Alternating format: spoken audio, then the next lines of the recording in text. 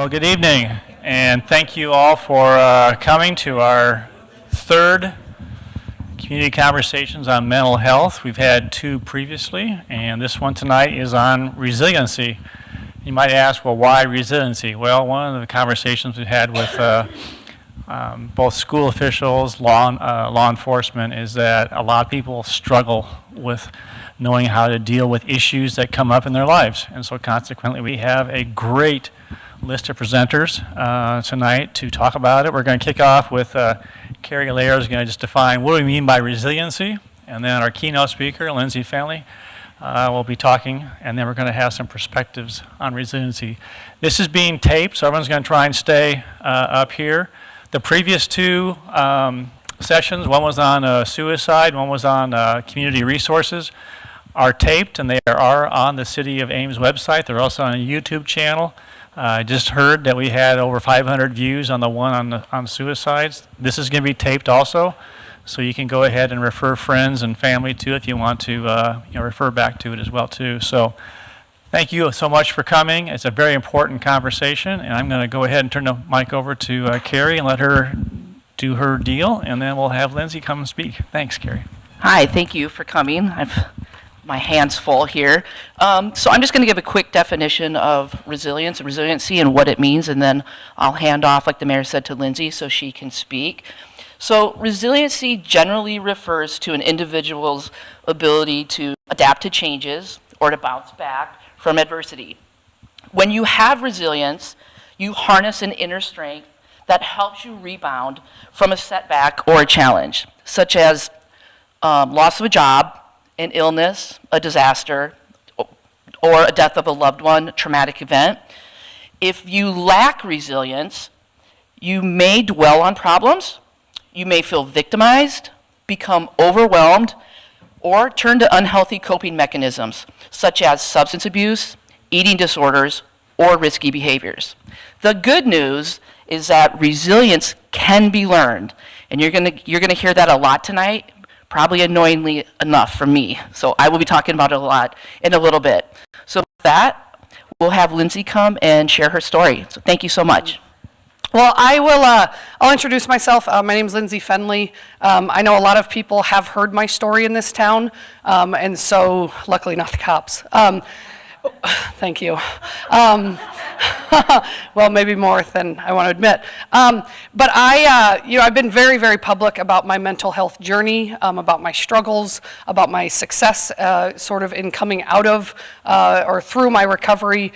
And so typically when I go and I speak, this is my third speaking engagement in 5 days, I have this PowerPoint and I go through the year, here's what happened then and here's what happened now and here's where I am and here's what I've done. But I recognize that a lot of people in this room already know my story.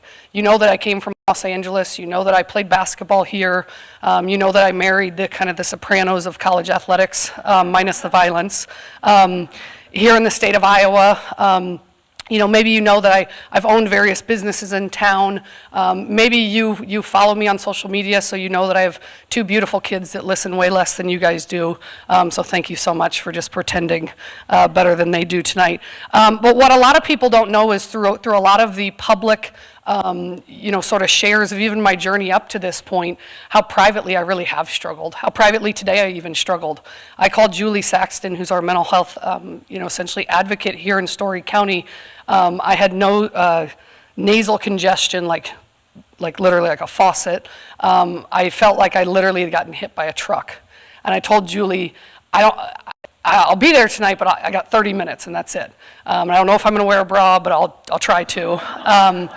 But basically, I'm gonna put lipstick on a pig and we're gonna make this thing happen tonight. Because I think this is an important conversation. I think it's an important conversation, a good reminder for me, somebody who does take 3.5 pills every day, somebody who does see a therapist every other week, somebody who has loud and proud said there is no shame in being diagnosed with a condition that people in this country and in this world do not understand. And so I said, hell yeah, I'll be there, but at 7:01, I'm out the building. And what my husband said to me right before I walked in, right before I came tonight, is he said, hey, I want you to go through your non-negotiables. Did you take a nap? And the answer was yes. I took a 2.5-hour nap.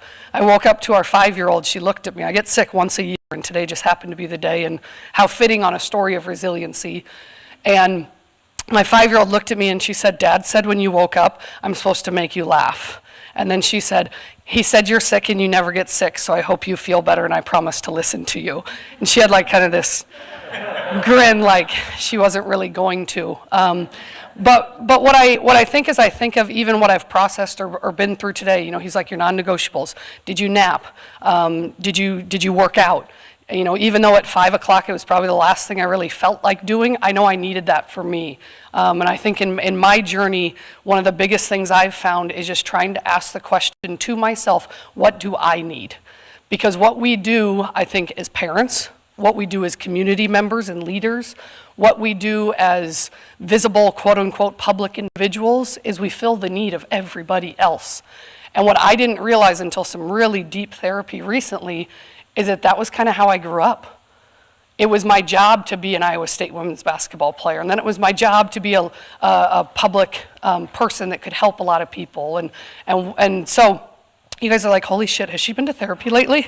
And the answer is yes, and I'm so grateful for it. But what I think is most important to talk about with resilience is how you stay resilient and how you arm others with the strength of being resilient is filling your needs. And so that was one of the biggest things I wanted to share. So for those of you that are like, I ain't heard this woman talk or I don't know anything about her, I'll give a little more backstory and context to sort of my mental illness journey. In 2013, I was diagnosed with a condition called bipolar. I looked at the doctor who prescribed me that, and I basically told him he was an idiot, with more profanity than that camera probably would appreciate. And in 2013, people didn't talk about mental illness. And I was an All-American here, and I got drafted in the WNBA. And the last thing I wanted was my name associated to the illness that everyone talks about as deranged and suicidal and gunman and violent. And it was always negative. And so in 2013, I looked at Billy and I said, my husband, and I said, I'm not doing it. I'm not taking medication. I'm not going to therapy. No. You know, that's going to make me look weak. I'm an athlete, right? And basically 5 years went by, lay dormant, was waiting for the perfect storm to strike again. In 2018, I was hospitalized then for a second time. So first in 2013 for 15 days, then again in 2018 for 21 days, but this time it was different. We had kids. We had 2 kids, one was 3.5, one was 6 months. And on the outside looking in, even if you look back to social media posts and, you know, it was, oh God, Lindsay's got it all. She's got campus cycle and the basketball training, and she's, you know, a former women's player, and how awesome this and how awesome that. But nobody ever said, Lindsay, what do you need? And nobody ever said, Lindsay, how are you doing? It was, what can you do for me? And what I've realized really lately is that I have lived in this space of doing and doing and doing for everybody else, because that just filled a need that I was kind of taught growing up. And so in saying that, you know, I encourage the people who are listening tonight, whether you're touched by mental illness or somebody else you know and you care and you love about, we have to fulfill the being side of people. And we don't. Everything right now is a doing. How do you climb the proverbial ladder? How do you check off coming to this so that your boss or your employer says that you did a good job? You know, we don't ask people the questions. I always tell people, part of my recognition in 2018, as I was mid-crisis, was a stupid little toy that I stepped on. And I'm from California, so I'm not trying to be derogatory to you native Iowans, although I feel like one of you at this point. I stepped on a toy, and it was a little cow, and the cow goes, "How are you doing?" And I remember stepping on this cow, and I was in full breakdown mode, and I'm bawling hysterically, and I couldn't figure it out. And I could have every quote under the sun, and I've been trained and mentored and led by some of those phenomenal leaders in the sport community, and I still couldn't get myself out of feeling like completely nothing until that cow asked me the question. And the cow said, "How are you doing?" And I remember thinking, like, nobody asked me that, because it's, Lindsay, how's campus cycle doing? Lindsay, how's Iowa State women's basketball doing? Lindsay, how are the kids doing? Lindsay, how's this? And my life was like this running switchboard.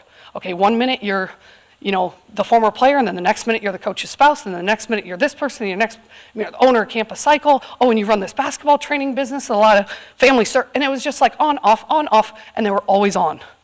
But the Lindsay switch was never on. And how do I nurture myself? I didn't know, because it was constantly in doing mode, and doing and doing. And so this is my long-winded way. You guys are like, holy buckets, what else you got for us tonight, Mr. Hala? This is my cry out to remind people that we are not human doers. We are human beings. And we need to ask our kids and our spouses and our loved ones and our family and our friends, how are you being? Not how are you doing, because the doing then jolts us into this conversation of what are we accomplishing, or what's next on our success plate, or what do the next 6 months look like. And so as I've met with friends and people close to me, really helping me identify, is that the condition, or is that how I was conditioned? Was to be a doer, was to be somebody who was somebody, or is this, maybe just truly mania and my brain never stops, and you guys are like, wait, so when do you go to bed? And that being such a big thing. So I hope what I'm saying helps. I am going to answer any questions here at the end, but I think some of the biggest things I just wanted to mention was really encouraging people to ask for help. Today, I can't tell you how demeaning, shaming, embarrassing, and challenging it was for me to ask my husband of 13 years to come home for lunch and just allow me to take a nap. And to the outside world, you're like, you need to fix your marriage. And you're like, well, no, it's not what I'm talking about here. But it's hard to ask for help. It's hard to reach out even to the person closest to me for me to say, hey, I have to be somewhere at 6:30 tonight, and I need X, Y, and Z, right? And so I acknowledge that even as someone who has been really deep in this mental health journey and understanding a lot over the last 4.5 years, even today I find that a big challenge. I would also like to go and just say I wouldn't be here if it wasn't for others. I do have a husband who doesn't look at me. Probably what has saved me is I kind of forget all the doing stuff, and you do just get to be with that person. And so I think it's really important to acknowledge having people in your corner that are there for you, and certainly have been there for me, and just expressing how important that is, but not being afraid to ask for help. The number 2 thing, and you guys are going to make fun of me with my athletic background here, trust the process. I know for me, right away, 2013, a certain doctor doesn't actually work here anymore. He told me about my illness, and I was like, no, like all those little papers with your name and diplomas, I think they call them, on the wall. I kind of looked at him like, what a waste. And how foolish of me to think that just because my socioeconomic status or my gender or my age or my race or the fact that I was married or the fact that I was quote unquote successful or the fact that I had Twitter followers projected me into a different sphere that didn't require me to pay attention to science. And science is true in that if you have an unbalanced brain chemistry, you could require treatment. You could require medication. And that doesn't make it wrong. That doesn't make it weak because I've got this athletic background. It actually makes it right. And so that's been so much of what I've just tried to do with everyone who's asked me to speak, is just encourage people to not look at this illness as a weakness, because getting help for this illness is needed, or there are obviously worse scenarios and situations with it. The next one, sort of the last thing I'll say about trusting the process. This therapy buy-in, I do not know how I did life without a therapist. And I told her that Wednesday morning, and she's like, well, you had a breakdown. I was like, oh, you're funny. But I think it's so true, having someone in your corner who's unbiased, completely professionally guided, and it doesn't always happen right away. And I have countless people ask me, well, what if I don't like the therapist? Well, I didn't like mine, the first couple sessions. And I remember I sat in our very first therapy session, May 9th, 2018, and I sat in there, and the room was about as big as this table and about as wide. It's kind of where I'm standing, and it was her, and it was Billy, and it was me. And, she introduced herself, and we talked through it, and I shot up within 5 minutes. I was like, I can't do this. I'm looking at the door is it locked? Is it padlocked? Can I jump out the window? I'm looking at Billy how serious are we about this? And she looked at me and she said, you know what, let's go for a walk. And so at a lot of my therapy sessions, we've walked. And when it's not like we're hiding, we walk down Lincoln Way, Mortensen, State, I don't know what the other one I'm missing, but sort of like a 3.2 mile corridor, square. And that's also sort of my acknowledgement of if somebody sees me walking with my therapist, hey, like at least I'm taking my life seriously, you're not, but it's not what we're here for, right? And I think there's power also in recognizing just simply in trusting the process and believing that there are people in our community that are invested in taking good care of us, and it does require resiliency to keep calling, and it does require resiliency to keep finding the right person. But ultimately, I trust that is available there, and something that we need to use more. Number 3, do the hard work. I would like to say that I've been like I don't know what the correct term here is, like a shooter of torpedoes over the last 3 months. It's been a really hard 3 months. I've uncovered some deep, ugly, scary realizations about myself that I kind of did throw under the rug. I'm really good at suppressing things. I'm good at compartmentalizing. I can operate the switchboard really, really well, and I'm really tired of doing it. And it's required some hard conversations. And so when I say things like, do the hard work, just encouraging people to have those conversations that need to be had with yourself, with the people around you, or more importantly, maybe for some of you, this is a question I get a lot when I go speak out in other communities is, well, what if we know someone's struggling but we don't know what to say? I think as long as we operate from a place of love, of serve, and care, nothing can go wrong. And so being willing to have those hard conversations. My therapist did encourage me to think about it this way. She said, try to attack it more like a dolphin instead of a shark, which I'll just leave it at that. But uncovering suppressed feelings, I think, is important. But while you're also doing that, like setting boundaries. And we all have that right. And I did not know up until recent months that I deserve the right as a human being to have boundaries that were healthy for myself or my family or the people close to me, because again, that mindset was serve and take care of everybody else above yourself. The last 2, and then I'll answer any questions here at the end, is the phone. I am not a perfect user of the phone. I think I did forget this in the beginning. I always say it. I am an experiencer. I'm not an expert. So I hope that if I say anything tonight, or if I have said something that does make you uncomfortable, please talk to a professional. I'm not coming up here from a place of knowing, but more importantly, living through the things that I've felt and been through. In saying that, I do think the phone it's how we change. It's completely changed how we see ourselves. For those of you that have kids, work with kids, see kids, interact with kids, we are fighting an uphill battle as parents, I know, and many in the room, bigger and wider and deeper than any of us could ever imagine. I think so much of their self-worth is attached to this stupid device and the TikTok.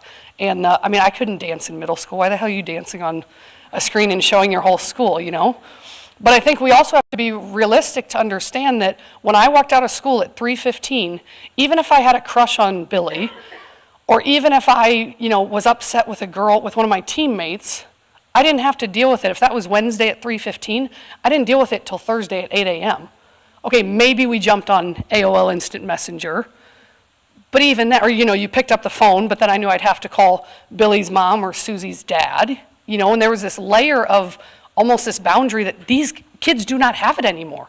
None of us have it anymore. And so I think from a mental health standpoint, I recognize that I have a mental illness, but the beauty and the blessing of the curse of being diagnosed with my mental illness has also forced me to take better care of my mental health and to pay better attention. And I do think the phone is such a big piece of it. The biggest thing I would say, I work with thousands of kids every year on a basketball court. I think we have to meet kids where they're at. I don't think we can look at a kid and say, don't touch your phone for 12 more hours. I also think we have to model the expectation behaviors that we want.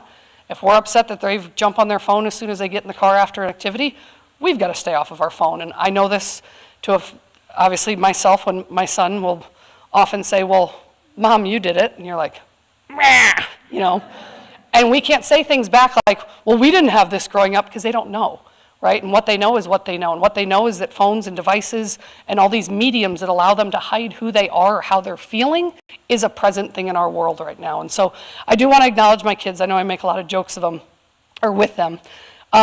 Will told, we used to do a favorite part of your day, and you guys do that. right? So you do the favorite part of your day, and Will during the pandemic was like, can we do a worse part of your day? I'm looking at Billy like, no, like we're a blue ribbon top podium trophy wearing family, like no, was kind of that. And he was like, yeah, I could totally pick up on the vibe that his parents didn't want to go down this route. And then I thought, what a beautiful thing when I went to bed that night. What a beautiful thing that our son wants to make sure that home is a place that he can go there. And I think that's what we need to make sure Ames is. That's what we need to make sure our individual homes are, our schools, our community, our hospital. That if somebody doesn't feel right, they have the ability, and we honor what they're going through. And it doesn't matter if they've accomplished 15 different things on their LinkedIn profile, or if they're the kid of this family, or if they're not even originally from Ames. It's our job in this room to make sure that there is always a safe place for somebody who doesn't feel well. And that's what I felt when I was hospitalized for those 2 stays. That's what I felt as sort of a transplant Amesian for largely a lot of the last 20 years. And that's what I certainly hope we can keep doing. So with the mayor behind it, I did say yes to this, despite not knowing if I would make it here. So I'll close with the last couple just thoughts here on just the non-negotiables. You know, the sleep. I used to average 3 to 4 hours of sleep a night. I would do this for about 2 straight weeks, and then I would crash and burn. I grew up watching Kobe Bryant. That's all I heard. Kobe sleeps 3 hours a night. He does workouts at 4 a.m. That's what you're supposed to do. And so it's a machine. It's an athlete. It's a, you know, that's your pattern or path of success. So sleep is a non-negotiable. Working out is a non-negotiable. Make dinner for Billy. Damn it, I shared the note with him. No, I'm just kidding. But I do think that do not disturb, you know, as a function of our phone, we probably all could use a little bit more. I know I get caught at women's games and I'll have my phone on and you'll get texts from people and then I'm trying to watch the game and I'm trying to be there with my kids, but I want to say hi to this person. And I think this whole mindset of we have ownership of not allowing ourselves to be disturbed. And so managing that switchboard as best we can, I think is a big piece of my personal mental health and probably a lot of people in this room. So I wrote this last part and then I'll answer maybe a couple questions and then hand it back to Carrie. You see that? They just keep passing the ball on me. But here's what I'll just kind of say in closing. Keep your mind right, stay in the fight, and always, no matter what you battle, while you can't control the cards you were dealt, you always have an obligation to play the hell out of the cards that are in your hand, and so trying to do the best and make the best of it. So thank you guys for listening, and that's all I have tonight. Mike? Oh, yeah. Chief Huff is going to pass out a microphone. I'll tell a really quick story while he's passing out the microphone. When I was in, put your hand up and I'll bring it. yes, question. When I was in college, I believe I was a junior in college. Mayor Ted Tedesco, I've never told this story publicly. Mayor was Ted Tedesco. He met me outside the fire station. They would, randomly show the students sort of their presence. And he said, come here. And he threw me in the back of a cop car and he said, you don't need to be out here, you need to get home. And that is my way of saying, I don't think I got preferential treatment by any means, because that's not what this is about. But I remember waking up the next morning and thinking, that is a place that makes sure that their people are taken care of. And so I value what you do, and all the people here truly make Ames. We could live about anywhere, and we're not going anywhere. So I appreciate what you guys do a lot. But don't pick me up in the back of a cop car, all right? No promises. Yeah. So any questions here? How important is mental health awareness to the response to African American families in Iowa versus the criminalization mindset that tends to happen more often than not? Good question. I will say I am uneducated and not unaware, but I'm what's the word I'm looking for? I guess it's not something I've dealt with personally. I will tell you, when I was in the behavioral health unit in 2013 and in 2018, there was a mix of races, of genders, I know social economic statuses because I had an understanding of what people were doing. But I will tell you, for me personally, in the talks I've given, in the interactions I've had, I have never experienced any sort of prejudice based on race. But we are here till 8:30, and there's probably someone much better qualified, to answer that question. Yep.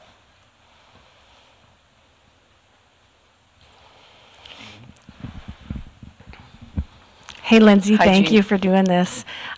Just wanted to talk a little bit about the possibility of, and you've already had that, the reoccurrence of the illness or the relapse of the illness, if you will, and how do you check yourself to see when those triggers are coming? Were you in my house this afternoon? I will tell you, I'm very aware that the illness could flare up at any time. I'm very aware that the 3.5 pills I've taken very consistently for the last 4.5 years could essentially, have the, I don't know the exact term, but the effect where they're not going to be effective or they're going to change in their use for it.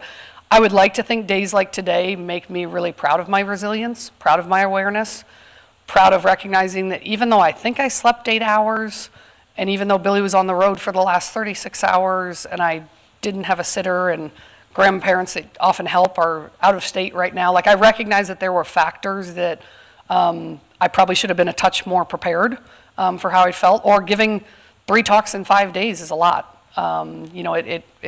It's more draining than I probably lead on to.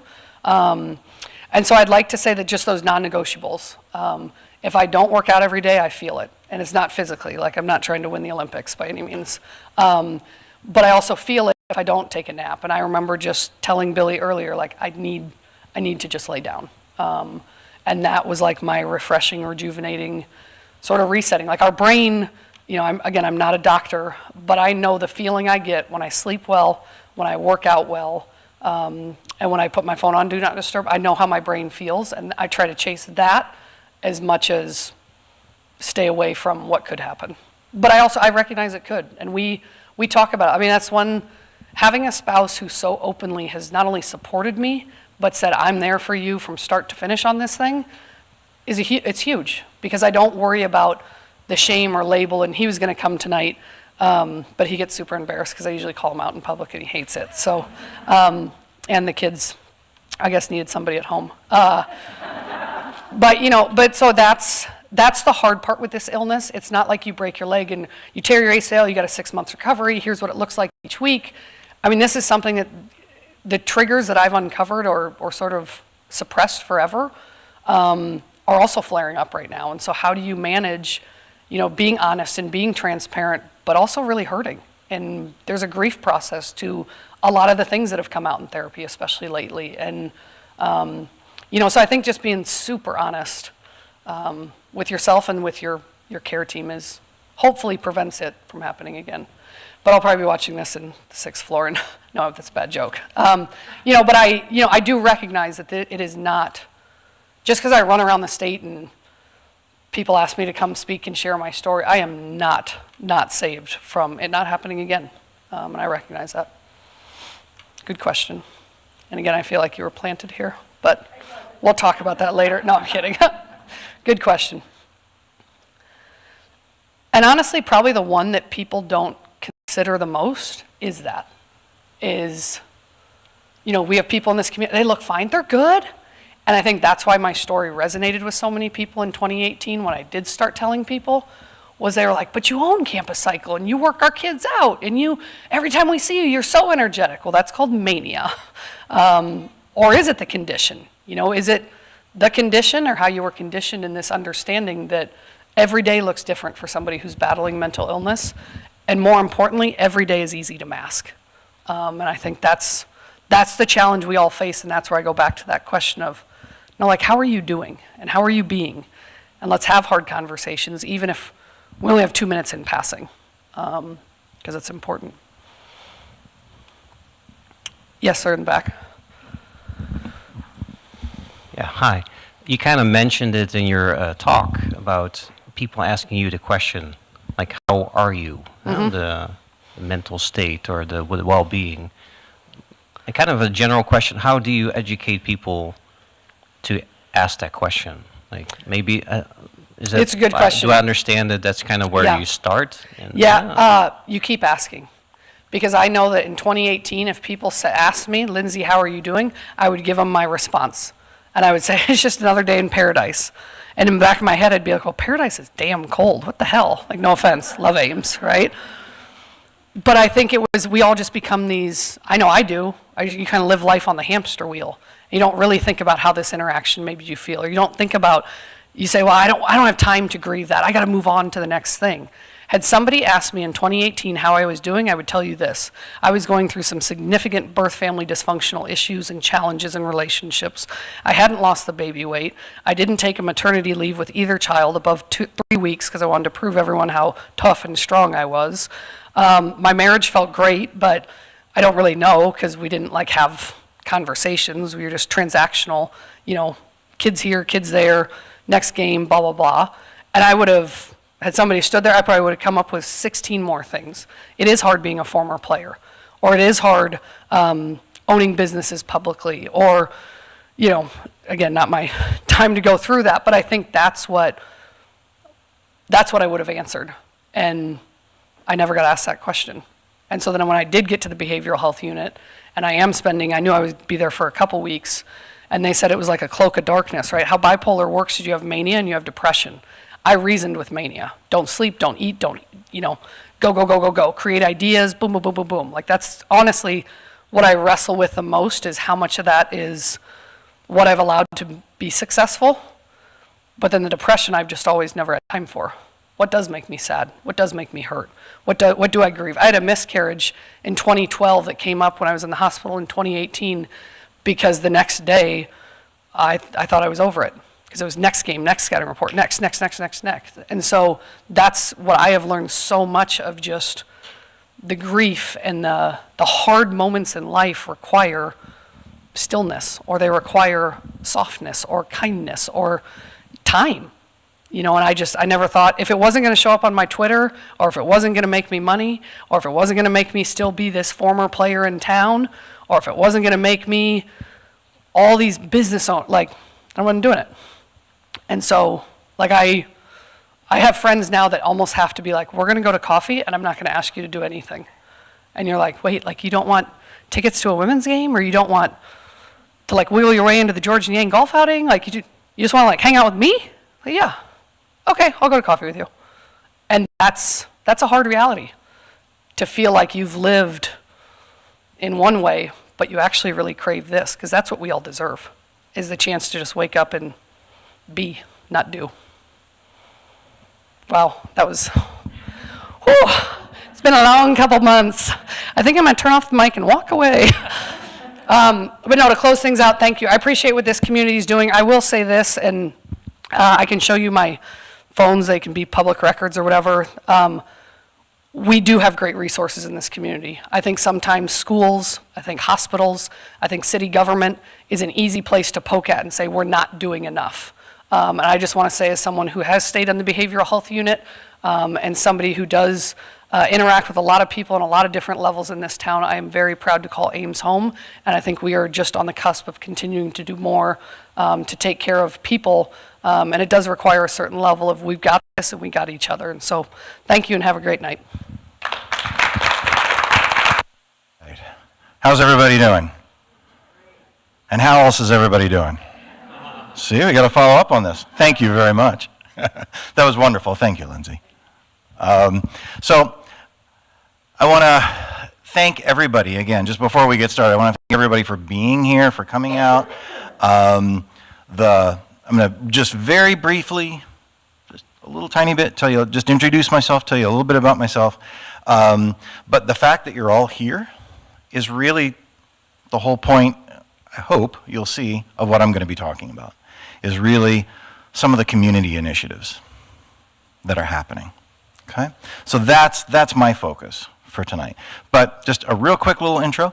My name's Warren Phillips. I'm a clinical psychologist here in Iowa, originally from Maryland, but I've been here since 1995, so kind of consider myself an Iowan now. I run an organization called Central Iowa Psychological Services. And as we're going to chat about, Central Iowa Psychological Services in the last couple of 2-3 years has expanded into made a variety of community connections. And that's what we're going to sort of chat about here. But before we jump there, I want to talk a little bit about what Project Lucy is and kind of how I got here. When I started back with Central Iowa Psychological Services, this was back in 1996, there was 3 people. There was 3 therapists there. Okay, they're in the West Des Moines office. I lived in Ames, so after a couple of years, asked the person who was the owner at the time, like, hey, do you mind if I open up an Ames branch? And he said, sure. So I opened up an Ames branch. We had 2 people and then 3 people. And I had this idea, which, by the way, was incorrect. I'll give you the spoiler alert. My idea was wrong. But I had this idea at the time. I was like, okay, the mental health services, there's just not enough of them. This is back in, 1995, 1996. I was seeing this, and I thought, all right, I'll hire more therapists. We'll bring on more therapists. If we have more therapists, they'll be able to see more people. So I brought on more therapists. And then they would fill up. I was like, okay, well, I just need to hire more therapists. So I brought on more therapists. Then they would fill up. So this went on for several years. Somewhere around 2016, 2017, I'd been doing a variety of presentations for the Iowa Foster and Adoptive Parents Association for many, many years, and schools and other things. And I was actually here in Ames. I was doing a presentation, and it was about 40, 45 people, parents, teachers in the audience at the time, and was chatting about a variety of services and different kinds of services you could get for, trauma and, trauma-informed care, and what kinds of services would work the best. And I remember about halfway through, the folks in the audience stopped me and they said, this sounds amazing. Where do you find these services? We live, and there was people who had come from all over the state. And they're like, where we live, there's hardly any therapists, out in rural areas. And so one of the things that I began really thinking about 2016, 2017, 2018 was, what could I do that might amplify the effect?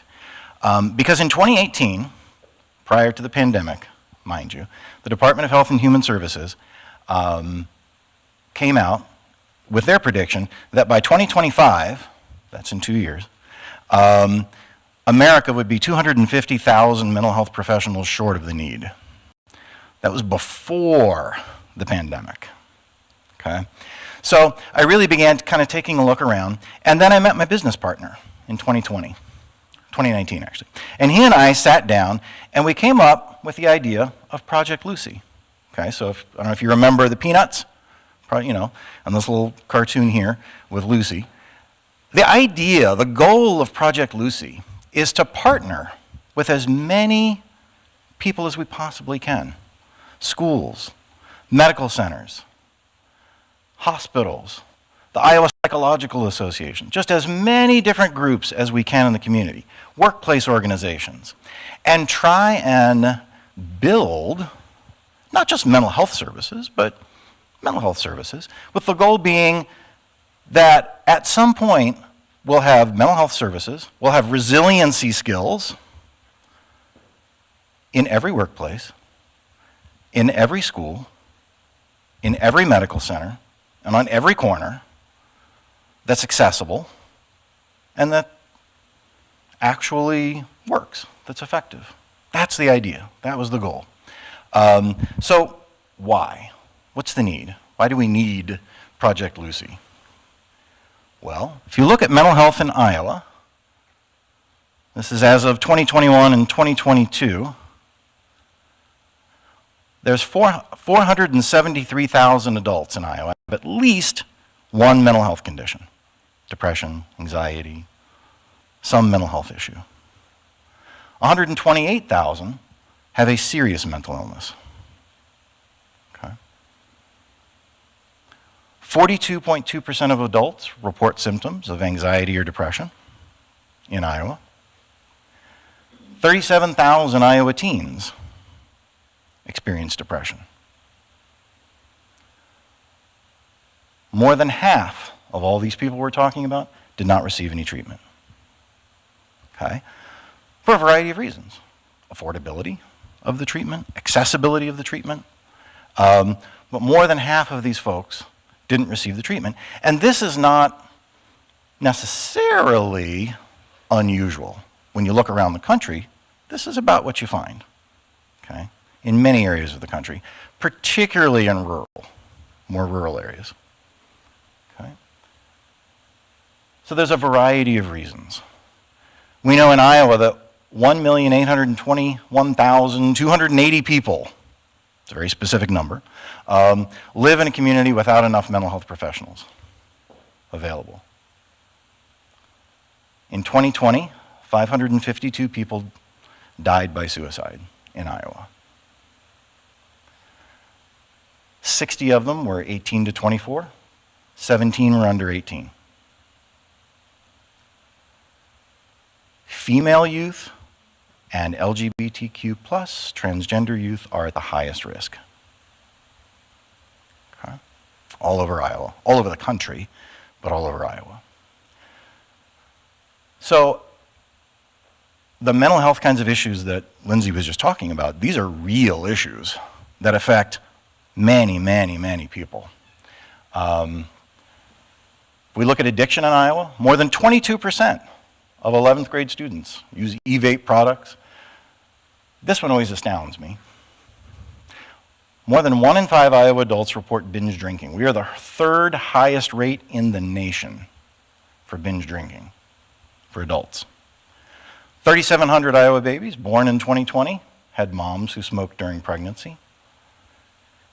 And a piece that's not up here, but during the pandemic in children, across the country, not specific to Iowa, but during the pandemic, in children, the rates of anxiety and depression increased by nearly 100%.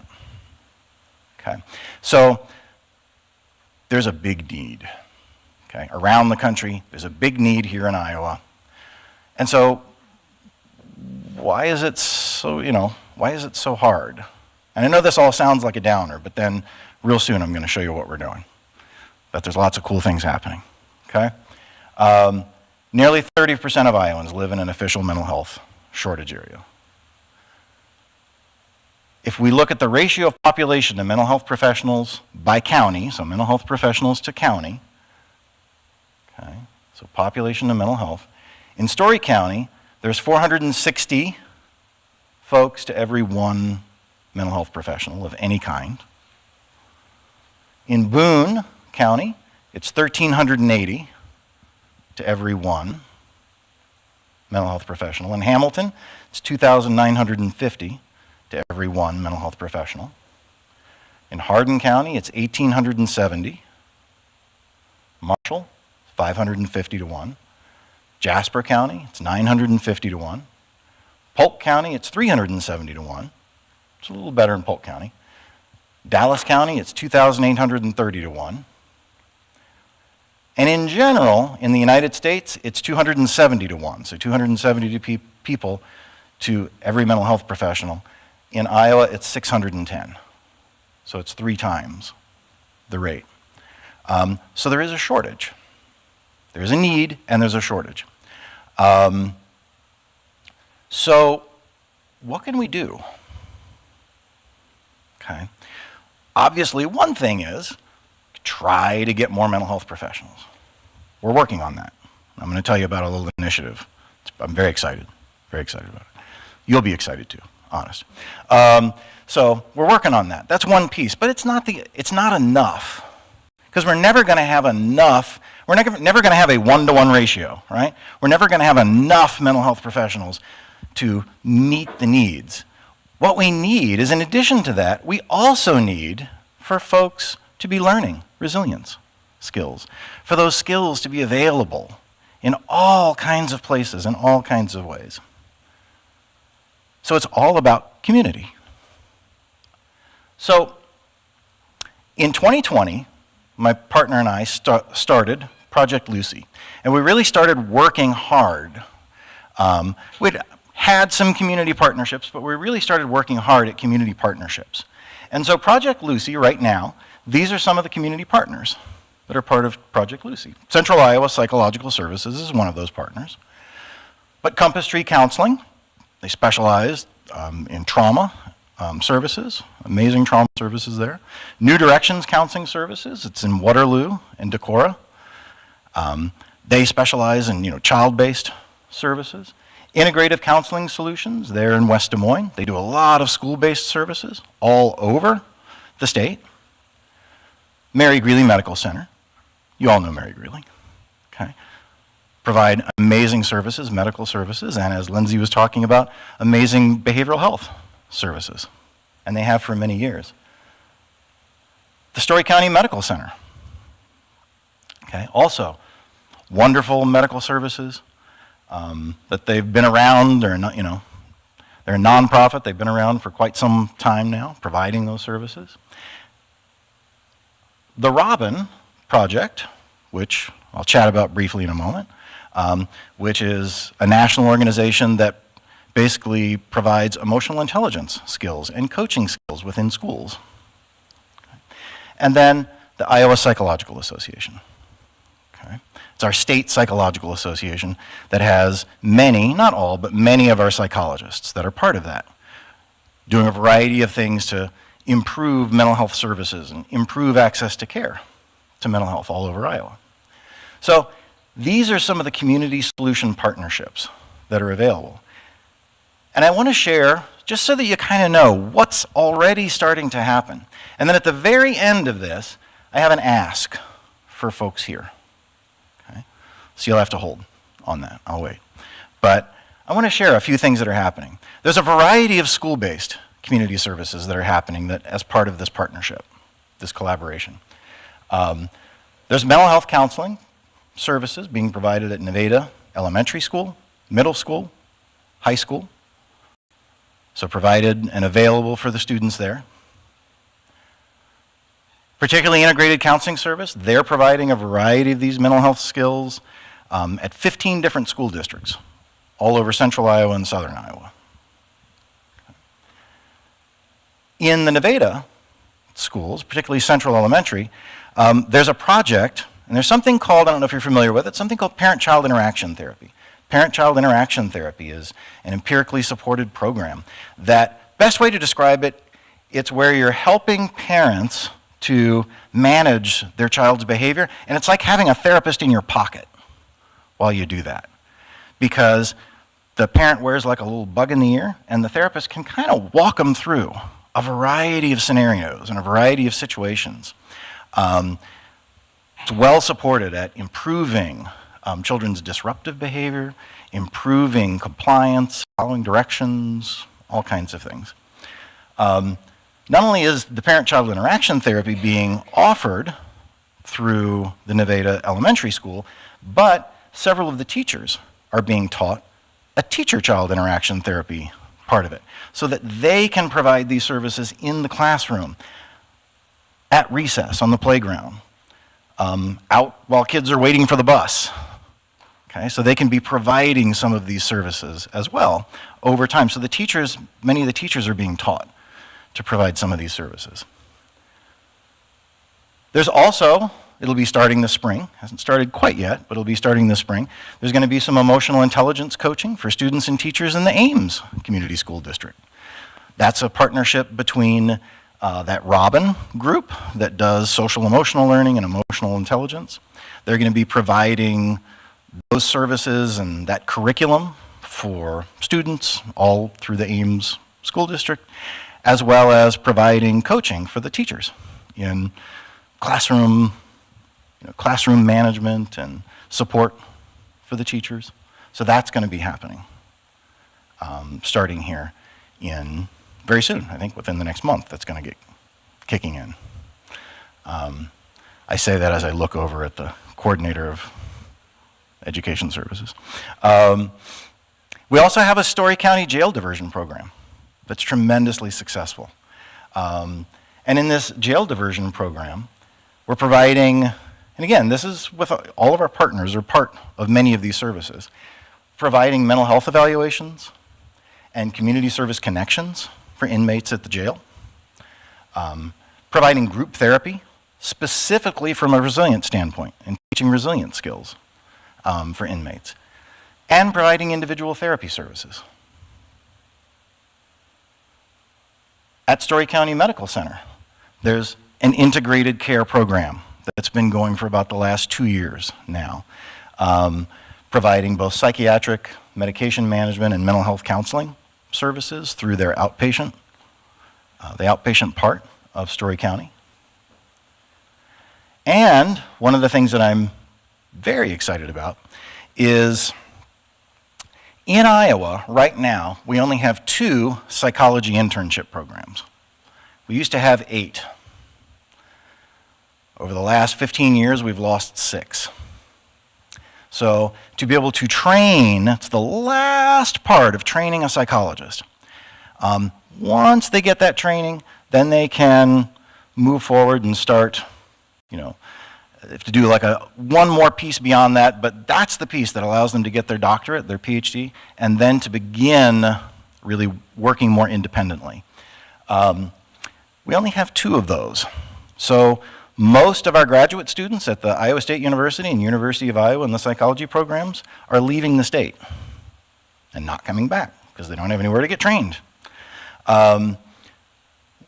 We have put together, between Central Iowa Psych Services, Mary Greeley Medical Center is signed on, Story County Medical Center is signed on, Broadlawns, Mind and Spirit Counseling, they're in West Des Moines, and a rehab counseling group in Davenport signed on to be sites for training. And as we pull this together, by 2024, we should be able to bring in the first set of interns around the state. Looking to train about 10 interns per year.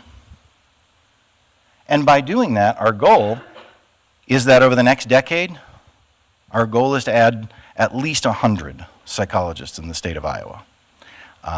By training and retaining and attracting psychologists, not only keeping the ones we have here in Iowa, but bringing psychologists from all over the country to come to Iowa. Because they're going to have these wonderful opportunities. They'll be able to work at medical centers, they'll be able to do integrated care, they'll be able to work in private practice. There's only a handful of other consortiums around the country that will have the diversity of experiences that'll be possible. So that's an exciting program that's in the works. And then here's the last one. This is an initiative with the Iowa Psychological Association. And this is where I'm going to make an ask for the folks sitting here. There's a program that the World Health Organization put together during the pandemic and during the beginning of the Ukrainian war in Ukraine. So WHO put this program together. It's called Self-Help Plus. And what it is it's a community stress management program. What it is you have 5 sessions of stress management courses, and you can do this with groups up to 30 people. These do not have to be facilitated by people like me, because there's not enough people like me. Okay, there's not enough mental health professionals. And they don't have to be facilitated by the mental health professionals. Mental health professionals can do the training, but we can train non-specialist facilitators. The training is about 40 hours in how to facilitate the course. The course itself uses pre-recorded audio and an illustrated guide for stress management and has been demonstrated all over the world to reduce psychological distress and prevent the onset of a variety of mental health issues. So here's my ask. I need people who are interested in facilitating such a course. Okay? This could be done in workplaces, it could be done in medical centers, it could be done at the library, it could be done in City Hall.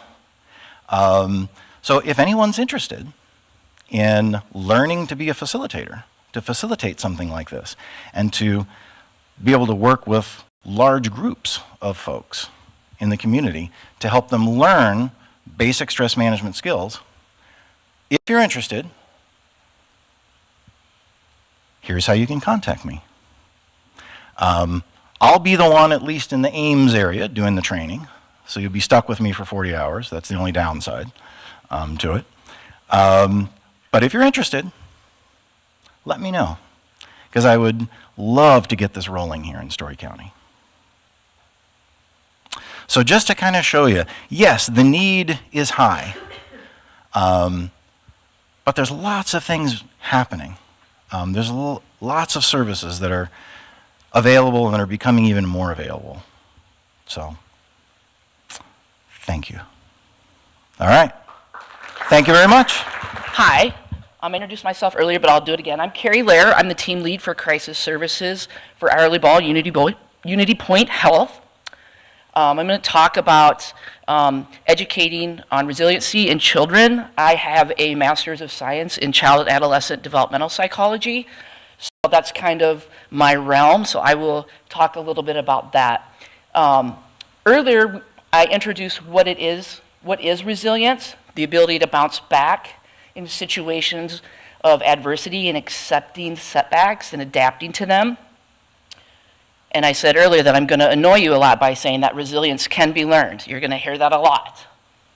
So, do you have superpowers if you're resilient? No, you don't.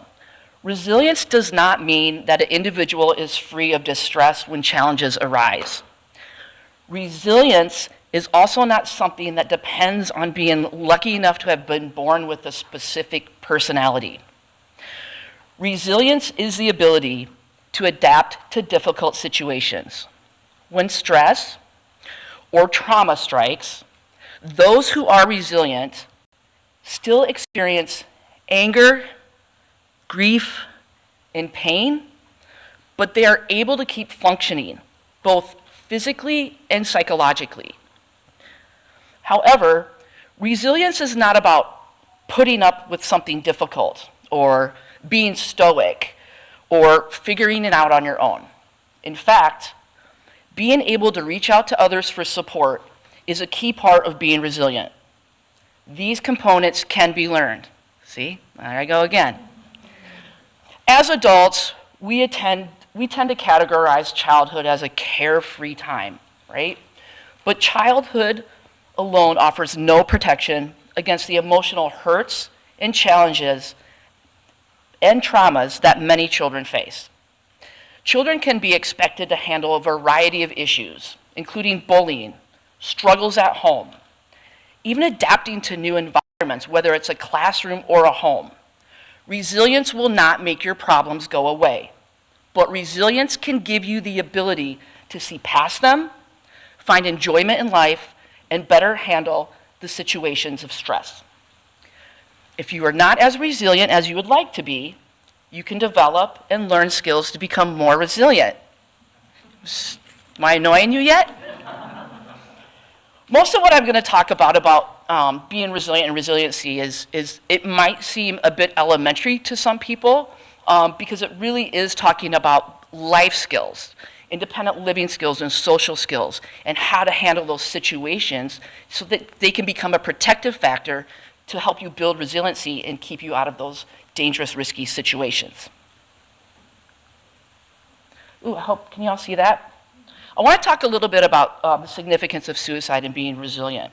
So resilience has been identified as a protective factor against suicide risk. When resilience is enhanced, this protective function against suicide of individuals in a general population and for those groups at a higher risk of suicide. So people who are resilient are less likely to have an intent or die by suicide or an attempt of suicide. So data collected shows that there was a 4% increase in suicides in 2021, and it almost matched the peak number of suicides that was actually the highest point was in 2018. It missed it by 0.5%. That is not a number anyone wants to see increase. We still do not know the collective impact of COVID as it relates to suicides, or we don't have the numbers as well for 2022 suicides. The CDC has provisional numbers out on the amount of suicides, but I suspect when their final report comes out, it will be higher. It's also important to note that even though these numbers have increased, not all deaths that were suicides are being reported as such. Some of that has to do with the fentanyl crisis. So what I mean by that is people who died by ingesting fentanyl, a lot of times we don't know the intent, right? Were they intending to end their life? Were they experimenting? Or were they using it as a coping skill for something else, right? The other thing is a lot of cultures, suicide is a taboo subject in different cultures. And so oftentimes families that find themselves in those situations refuse to acknowledge or list that that is the cause of death, okay? Also, I want you to look up at the slide. Every 40 seconds around the globe, there is a completed suicide. So I've been up here probably about 5 minutes. That's 7.5 deaths, suicides. Just me talking up here. That's profound. I mean, think about that.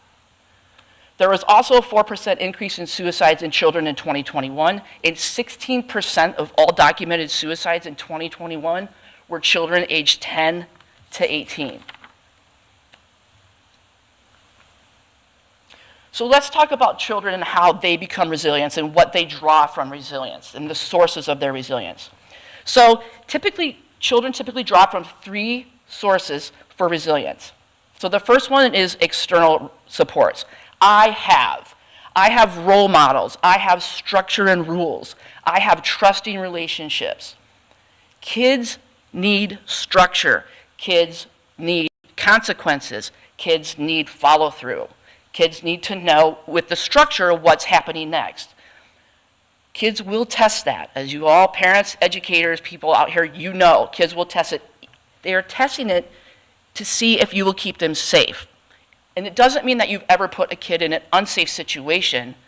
They are testing if you will follow through with what you say you're doing and keep the structure and keep them safe, right? That's imperative to them. If not, it's chaos for them. They tend to feel unsafe. So I have people who model behavior, who love me, who teach me, right? Being a kid is hard. Being a human is hard. And sometimes it hurts, right? It really hurts. For no other reason than the fact that our skin does not feel like our own. Because we're trying to make sense of everything around us, right? Because it's so horribly, desperately easy to fail at being a kid or a grown-up or feel like you are failing. And some days you are in pain, the kind of pain that doesn't show up on an x-ray, the kind of pain that nobody can see, the kind of pain where you cannot find the words to explain it, even to the people you love and who love you.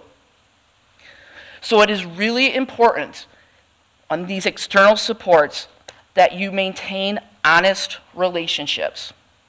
So what I mean by that is oftentimes role models avoid rocking the boat, even though the boat needs rocking a lot, right? But I think with people trying to be sensitive to feelings, even though the boat needs to be rocked, compassion can end up doing more harm than honesty. So keep that in mind. Be real with your relationships because they will end up being the most significant ones throughout your lives. And I guarantee you, if you have a real, safe relationship with a child, they will remember you the rest of their lives. I guarantee it. Another component is personal strengths. I am lovable. I am proud. I am loving, right? We're talking about some self-esteem. I am also respectful of others and a person people can love. Humans are messy, and that's the wonder of us, right? We live, we love, we make lots of mistakes, but we also feel so much. And sometimes, mostly with children, they feel a lot because they don't understand or have the experiences that we have had or that we have gone through. So it's hard for them to make sense. So all these feelings, right? So learning to forgive, learning to respond instead of react is important when teaching and learning about oneself and the ability to be respectful no matter what the difference is. And that's hard, right? It is hard. You don't always have to like the person, but you should always be respectful. And that is something we should teach and also role model. It is also hard to do. Most people are willing to change their clothes, their hairstyles, their relationships, homes, jobs, friends, anything except themselves, because it's hard to look in the mirror. But change will happen. If you practice these resiliency skills, change will happen no matter what. And time is not so gentle to some. Okay, so the third one is social and interpersonal skills. I can communicate. I can problem solve. I can manage feelings. I think this is one of the major categories where kids struggle a lot with, right? I can control myself. I can be an advocate for myself, right? This also has to do with managing feelings, and I'm just going to talk a little bit about anxiety since that's such a common feeling for children and adults. So anxiety, or sometimes they're called panic attacks, is when psychological pain becomes so strong that it manifests physically, okay? The brain becomes so acute that it can't, process information. Therefore, the anxiety overwhelms us, okay? One of the most human things about anxiety is that we try to cure chaos with chaos. We're trying to avoid it. We're trying to sweep it under the rug. And individuals who find themselves in a catastrophic situation, or if they believe it's a catastrophic information, they rarely retreat from it. They tend to move, they're far more inclined to move on faster and stronger. I'll ignore it, it'll go away, it won't go away. It'll manifest in another way. It'll come out eventually, right? And this typically is done by avoiding. So by educating and learning how to recognize triggers for anxiety and other feelings and ways to cope, we build resilience and provide that protective factor for kids. And that's why it's also really important what Dr. Phillips was saying about providers. They're the ones that help educate. Educators, right? Parents, role models, adults. We all do those things, but we lack that in Iowa, in Story County, right? So, you may have noticed that I keep mentioning that resilience can be learned. Probably going to say it a couple more times, but maybe not. So let's talk about strategies for boosting resilience. This means as a parent, teacher, behavioral health provider, you can help the individuals you serve learn valuable skills that can contribute to resilience. You can also practice these skills to improve your own resilience. This can also help you as a professional or parent avoid burnout and improve the quality of care that you provide. Because secondary trauma, vicarious trauma, is a thing. And if you're burnt out as a professional, as a parent, as a role model, you're not going to be helping anyone build resilience. You're not going to be helping anyone to teach them coping skills. You have to take care of yourself before you can help somebody else. And we'll talk about that in a little bit. So first strategy is get connected. I'm not talking about social media. No. I'm talking about building strong, positive relationships with loved ones and friends that can provide you with needed support, guidance, and acceptance in good and bad times. Because these personal strengths are just what we talked about when we were talking about the children, right? This is part of it, building those relationships. It can start that young. That's what we call life skills. But oftentimes, adults don't have these skills either, right? We talk to ourselves more than we talk to any other person over the course of our lives. But our words are not always kind, or true, or helpful, or even respectful. Most of what we say to ourselves, we would never say to people we love or care about. Having a healthy relationship is one way to build resilience, and that is having a healthy relationship with yourself. Be kind to yourself, be kind to others. Make every day meaningful. Do something that gives you a sense of accomplishment and purpose every day. Practice gratitude. Set clear, achievable goals that help you look toward the future with meaning. It's not that we have a short time to live, so to speak. We just tend to waste a lot of it, right? Avoidance, sweeping it under the rug. Putting things off is a giant waste of time because, like I said earlier, it will manifest in another way. Make your life wider rather than long because you never know how long you have. Learn from experiences. Think of how you have coped with hardships in the past. Consider the skills and strategies that have helped you through difficult times. Acknowledge that everyone feels pain many times throughout their lives, but that they do not have to suffer. So there is a difference between pain and suffering. We may not be choosing the pain that we are given, but oftentimes we choose the suffering. What I mean by that is if you are clinging to suffering so tightly, you may be getting something out of it. Avoidance, sweeping it under the rug, a giant waste of time. Acknowledging pain so you can learn how to cope will end suffering and build resilience. And I'm not saying that that's easy. Pain is hard, and that's why a lot of people tend to avoid it, because it's very difficult to deal with. But pain can also be beautiful. It can transform and it can create. You might even want to write about your experiences in a journal to help you identify positive and negative behavior patterns and guide your future behavior. Remain hopeful. You cannot change the past, but you can always look toward the future. If you spend your time trying to fix the past or control your future, you remain stuck in place. A giant waste of time. Avoidance, right? We all have had dark times. We have all regretted decisions that we have made. Accepting and even anticipating change makes it easier to adapt and view new challenges with less anxiety and handle those dark times. But also remember, fireflies love the dark too. Take care of yourself.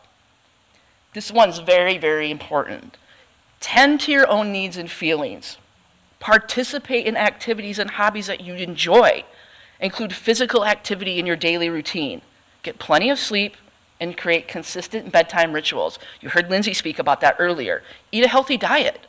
Practice stress management and relaxation techniques, such as yoga, meditation, guided imagery, deep breathing, or prayer. You will not get today back, no matter who you are or what age you are. Make it count. And this is very important to take care of yourself because, like I said earlier, that secondary trauma or vicarious trauma is real. When you're working with individuals that are struggling, that have these traumas and these situations, and you're trying to help them, you're not going to be able to help them if you're not there yourself, if you're not present yourself because you're worried about XYZ at home, or you're tired, or you're hungry, right? It's very important to take care of yourself. Be proactive. Do not ignore your problems. Instead, figure out what needs to be done, and maybe you don't know what that is, but maybe you could try to make a plan and take action. Use your support systems. Seek out a behavioral health professional. Not speaking about something does not make it less real. Avoidance, a waste of time, sweeping it under the rug, right? Although it can take time to recover from a major setback or a traumatic event, know that your situation can improve if you work at it. And if you work at it, I promise you, you will build your resiliency. Okay. Becoming more resilient takes time and practice. If you do not feel like you are making progress, or you do not know where to start, consider talking to a mental health professional. With guidance, you can improve your resiliency and mental well-being. And if you or someone you know is struggling with mental health, please call Your Life Iowa at 1-855-581-8111 or call 988. Thank you. Hello. Can you hear me okay? I'm Julie Saxton. I'm the mental health advocate with the Ames Police Department. Okay, yeah, go ahead. Okay. I'm Jen Yetmar. I'm a police officer for the Ames Police Department. We are going to talk a little bit about resiliency, just to kind of give you some background of what we have done in our department. A few years ago, Jen and I went to Officer Resiliency Train the Trainer, and we brought this back to our entire department. It was required for every single one of our officers to take Officer Resiliency. And this is so important for every single one of us, but I would also say specifically for our youth, because one thing that I can say as someone who's working in this field, we see a lot of our youth really struggling to be resilient. They don't have the coping skills. They don't know what to do when something goes wrong. And I'm even talking about, I failed a test, I didn't make the varsity team, and they just quit. And we have got to find a better way to be able to build our kiddos up, but also ourselves. And so when we went through this training, it was, I would say, honestly life-changing for so many of us. I know for the two of us, it was kind of like this mountaintop experience. And what we're going to talk about here also is kind of everything that you guys already know, but it just makes a lot of sense as we kind of put it into action. I'll just piggyback off that. Again, we're not telling you what you don't already know, but when Julie and I went to this training, we realized that there was a need for us as a department to take better care of ourselves, because if we're taking better care of ourselves, we can take better care of our community. And if I'm not okay and I'm having my struggles, how am I expected to go out to a call where the community needs me and it might be their worst day? And if I'm not okay, how am I expected to take care of them? So we just kind of internally looked of a better way we could take care of ourselves in work, in the workplace, but also at home. A lot of our home life, we bring it to work. And how do we take care of that? How do we take care of ourselves? How do we take care of one another? So we're going to talk to you a little bit about what we brought to our department, and we've also taken this training outside of our department to the fire department and some faith-based organizations as well. So as a community, that we can do a better job of taking care of one another.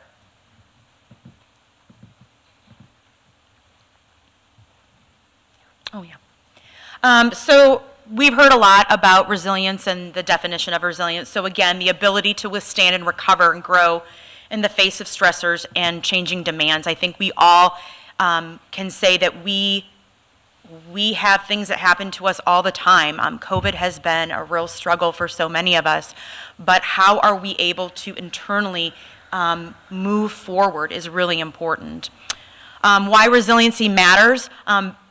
Better able to generate ideas in response to problems, so more positivity, better decision making, our health, lowering our blood pressure, better sleep, our better immune functioning, teamwork and leadership, more value by team members, and better able to achieve consensus during negotiations. Part of this training, we talked about our gratitudes, and so we would have everybody fill out sticky notes and write their gratitudes down, which if you haven't done it, I recommend doing that or practicing it with your family or loved ones. And gratitude is just defined as a sense of wonderfulness, thankfulness, appreciation of life. And as adults, well, even as youth, we always focus on the negativity. What didn't go wrong? What didn't we get? This didn't go as planned. This didn't work out. And at what point do we start looking at the positives and focusing on what did go right? What do I have in my life? What am I thankful for today? And so just other ways you can help cultivate your gratitude in your own personal life, as journaling is wonderful, or also making it part of your dinner time rituals with your loved ones. I've started doing this practice with youth, and to ask them what they're appreciative of or thankfulness is just eye-opening. They could be thankful for the color of the wall, and I'm like, I can't even think of one thing. But they can find a way of just taking the simple joys out of everyday life and finding happiness and being appreciative of what's around us.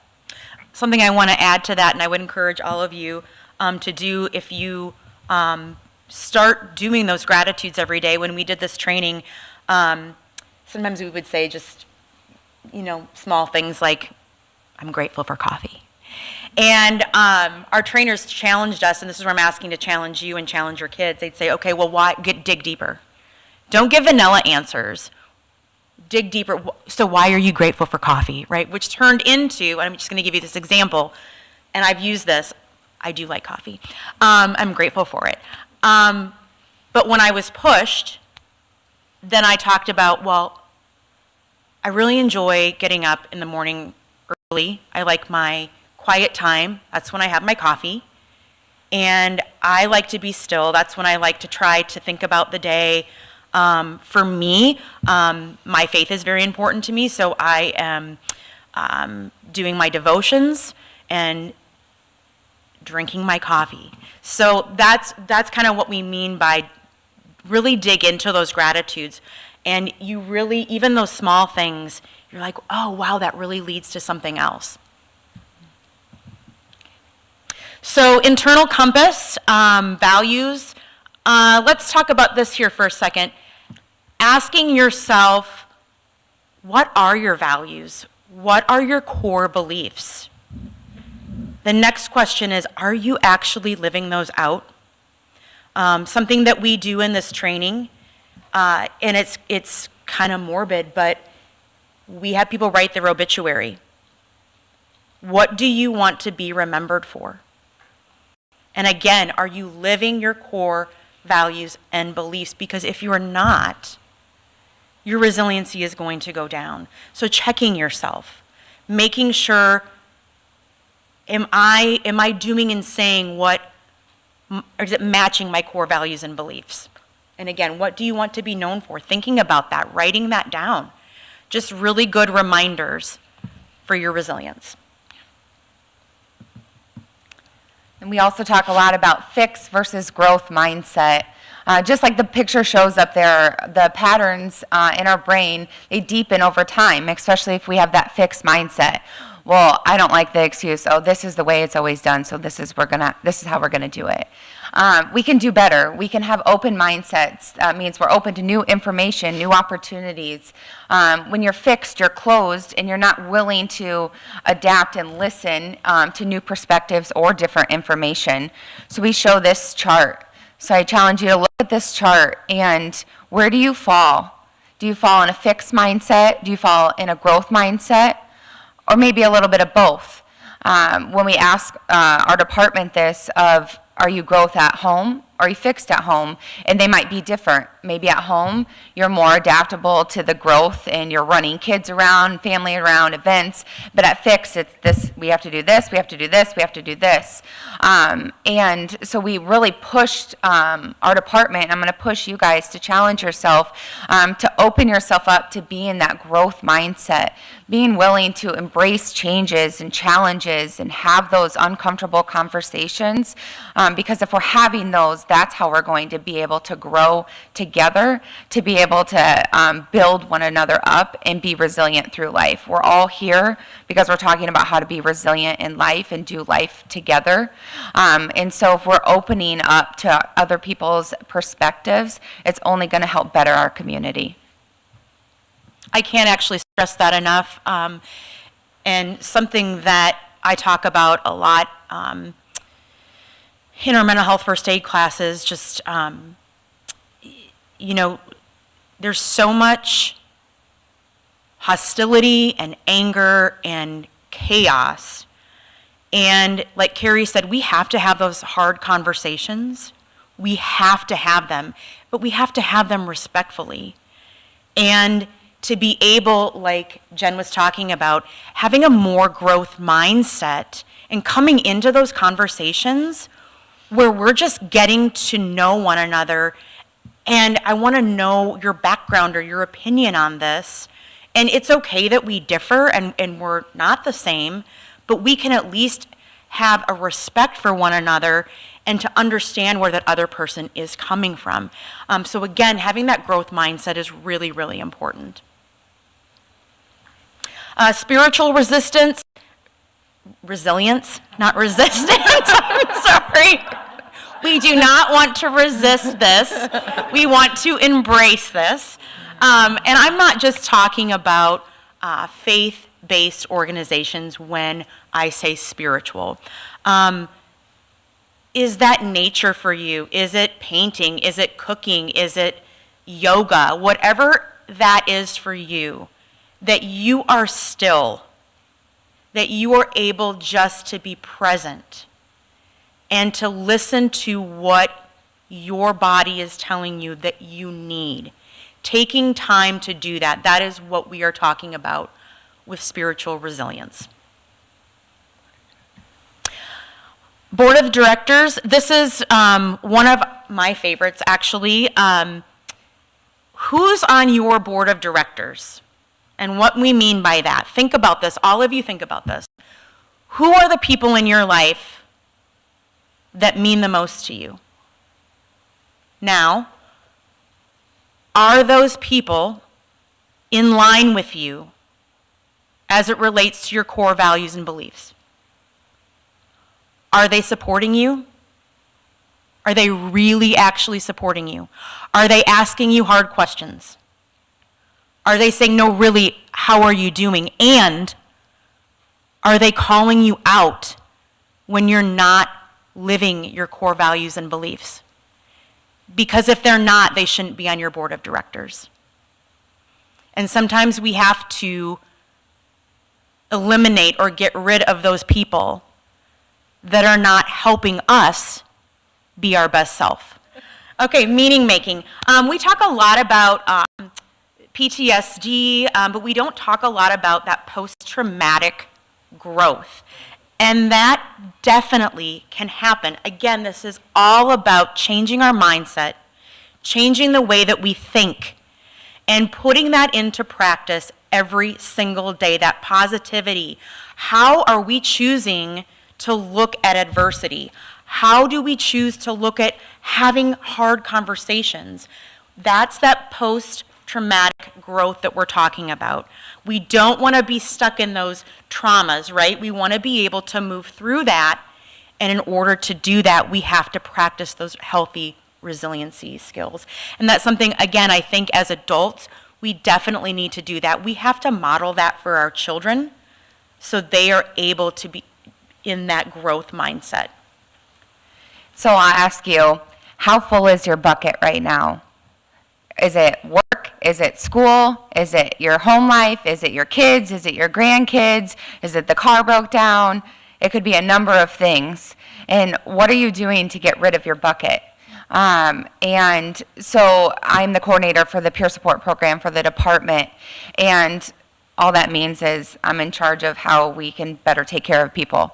And one of the exercises we started doing is emptying our buckets. We all have buckets full of whatever's going on in your personal or professional life, and how do you take stuff out of your bucket? And so during our meetings, I bring a 5-gallon bucket full of big rocks, and I make everybody take a rock or two, depending on how much time we have, and we go around the room and we put our rock into the bucket. And we get rid of something, we unload it, whatever it may be. And it's a way of getting rid of that stuff, letting go of it, and also being able to have a room where you feel comfortable to do that was really important for us. Again, it's all about learning to be resilient. Can I say that? Because that's what I mean. And you can learn and you can do these things. And so that was just one of our exercises at the department is we can just dump these rocks in, and I can just, we call it vomiting sometimes, just vomit out all this stuff that I just need to say, and then I can move on. Another thing that we've done over our department over the last couple years, and it's just so cool to see, is if I say, how are you? I'll be like, good, thanks. And then I'll be like, actually, like, really, how are you? And somebody asked me that a couple weeks ago, and I said, you asked, so be prepared for my answer, because I'm not going to hold back. At this point, we have made it an open door all the way around for anyone you need to talk to, and that's what our community should be like. That's what AIMS should be like, is I can ask how you're doing, and I don't want to just say I'm good, because half the time we're not good. There's other things that are going on, so I want to be able to have those conversations and say, actually, X, Y, and Z, and plus some. Yeah, and I just want to add that after the resiliency training, we've had a paradigm shift, honestly, in our department for the better. It has been pretty amazing to see, and I'm just going to say it like, cops are a tough crowd. And I don't say that negatively. And I would say even for providers, right? There's this, I can't really share how I'm feeling because we can't be looked at as the weak link. And that is no longer the culture of our department. And what has been so cool is that we've had command staff that have been very open about their own struggles, their own mental illness. And that has opened up the door for other officers to say, yeah, this is how I'm really feeling. We have quite a few officers that are proud to say they're going to therapy now. And it's been, again, you all can do this. Again, when I say a paradigm shift, she's not kidding. I mean, we have officers that have been, oh gosh, like 20 years that are like, can I have a hug? That we're not huggers. Love hugs. It's true. And we have multiple text groups going on, like Jen said, oh, how are you really doing? And it's safe and it's okay. So if cops can talk about it, you all can talk about it. We just have to make it safe for people to be able to talk about the stuff and to be respectful.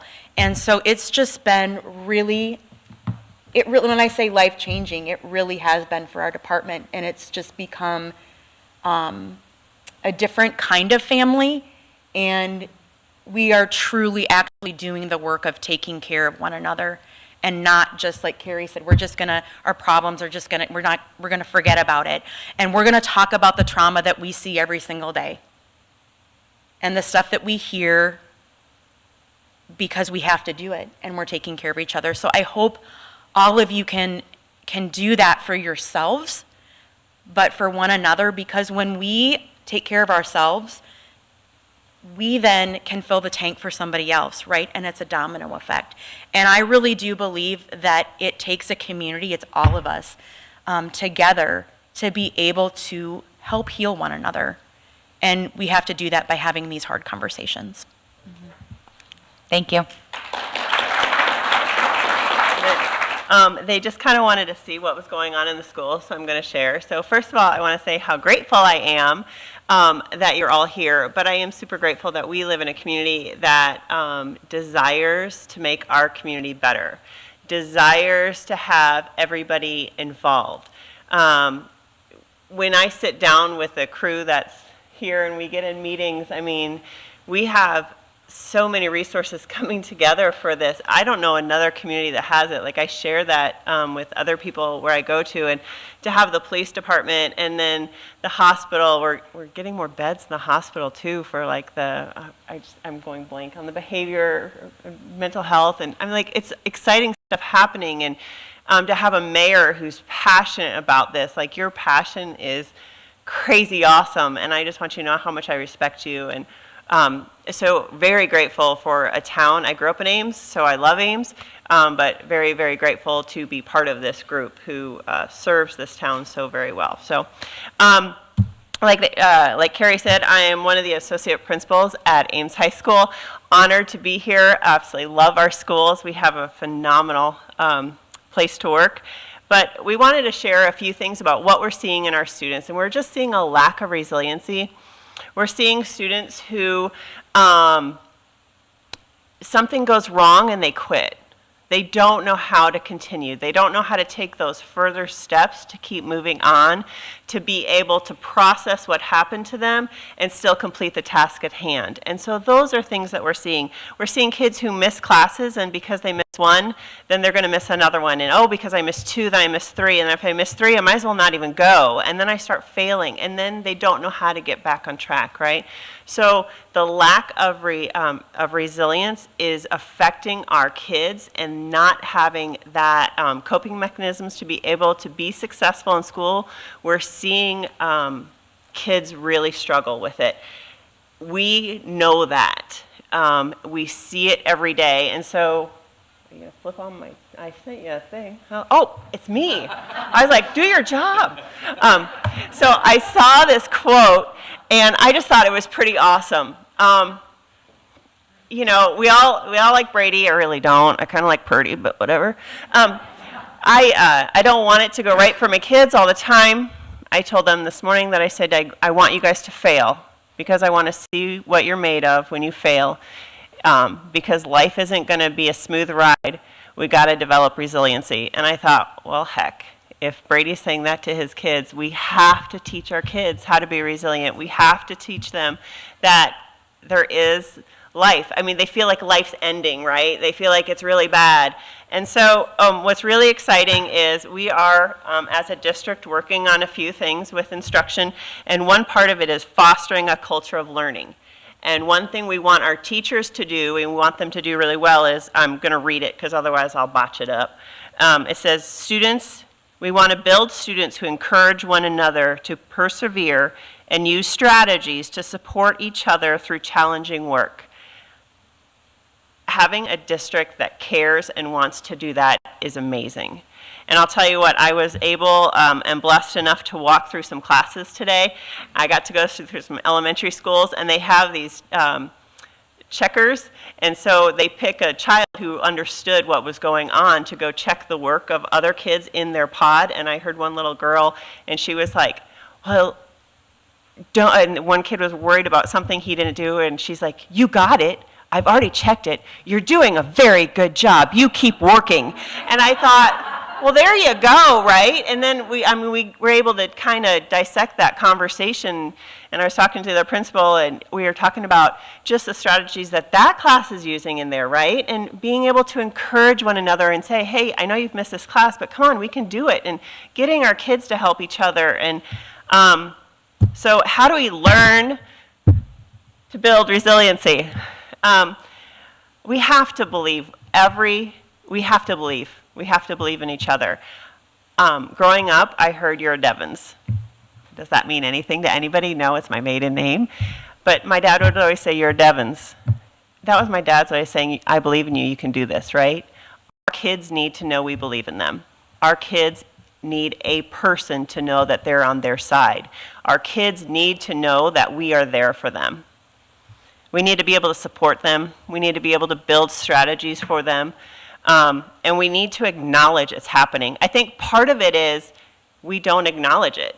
We brush it under the rug. We might not talk about it. We might not have those hard conversations.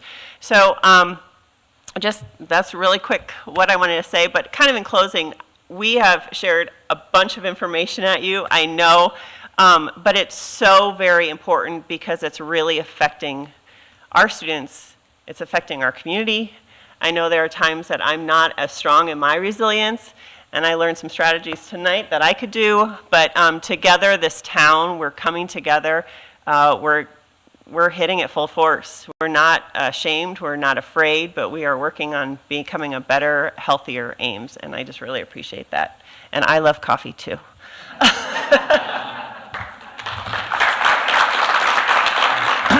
All of the sessions have been phenomenal, but I have to say this one has probably been, don't take any offense, I think this is one of the best ones we've had of the three. I just think Carrie and Dr. Phillips and Jen and Julie, just practical things. I was taking pictures over here, taking notes, and I want to talk to you about that 40-hour training already. I just think that that's outstanding. We're looking for ways to try and help our community really become strong.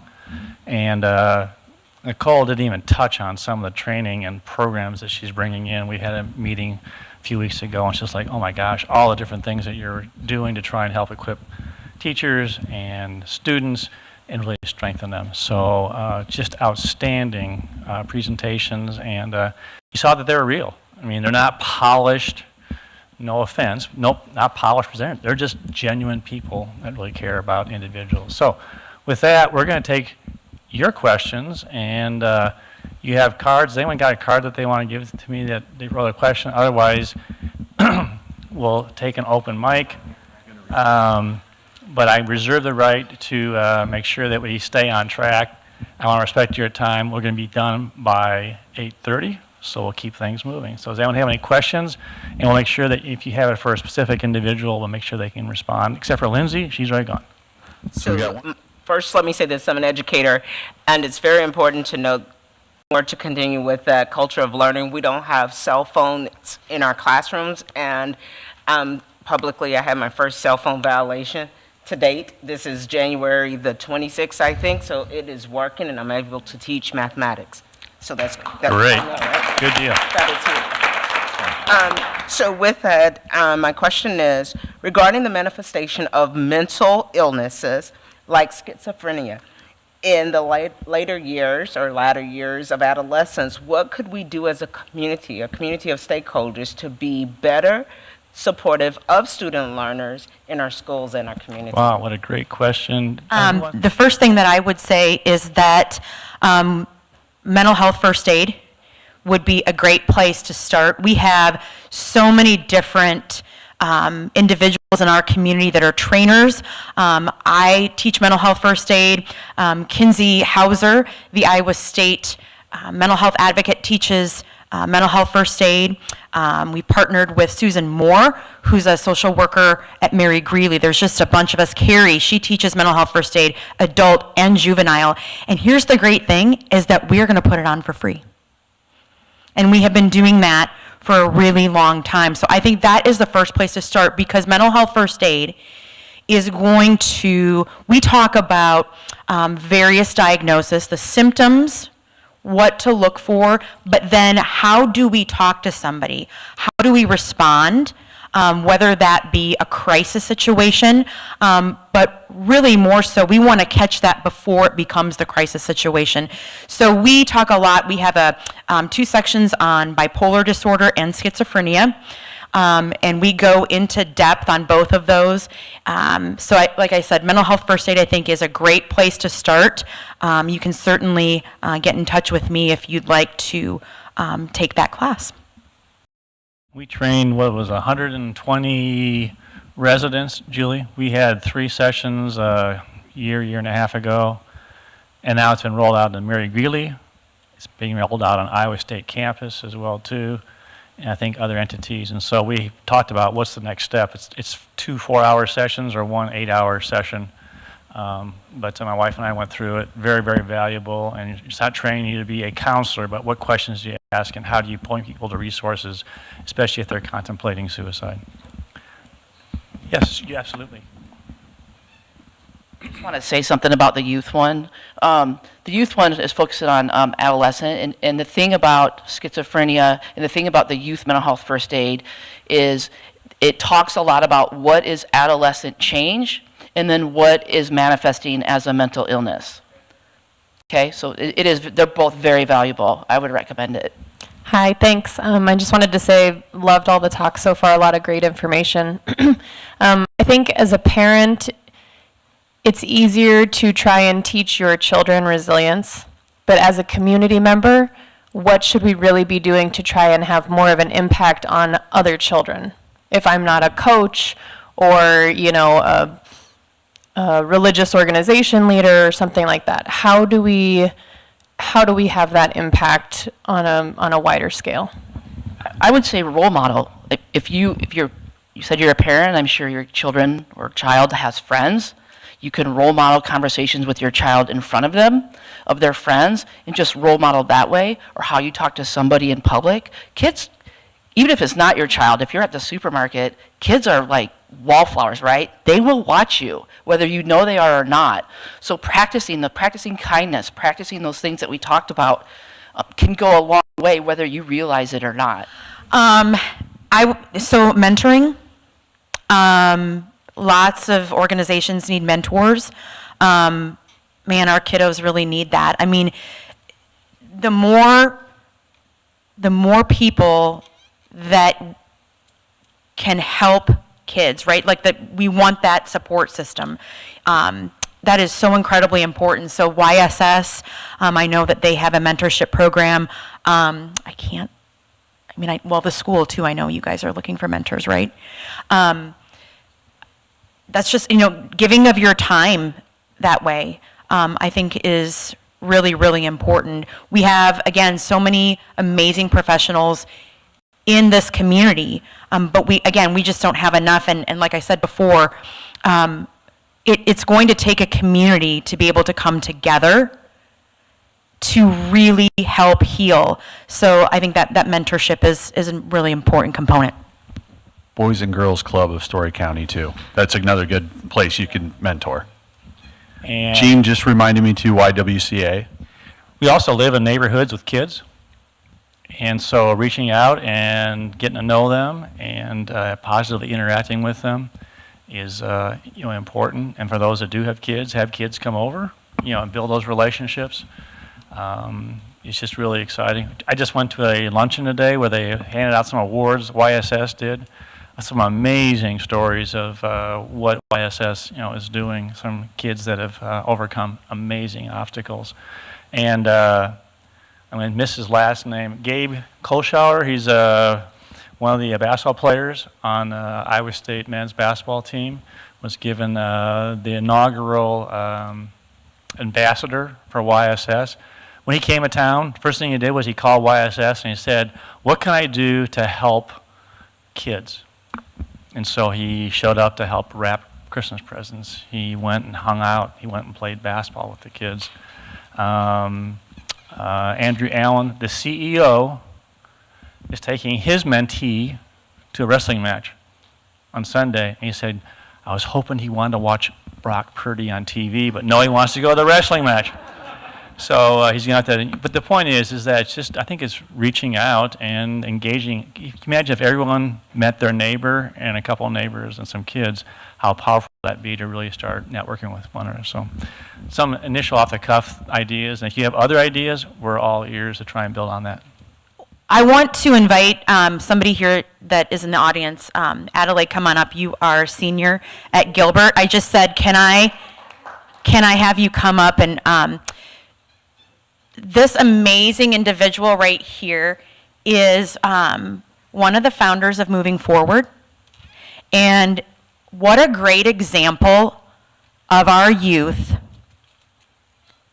really trying to normalize, and they are normalizing mental health, reducing the stigma around suicide.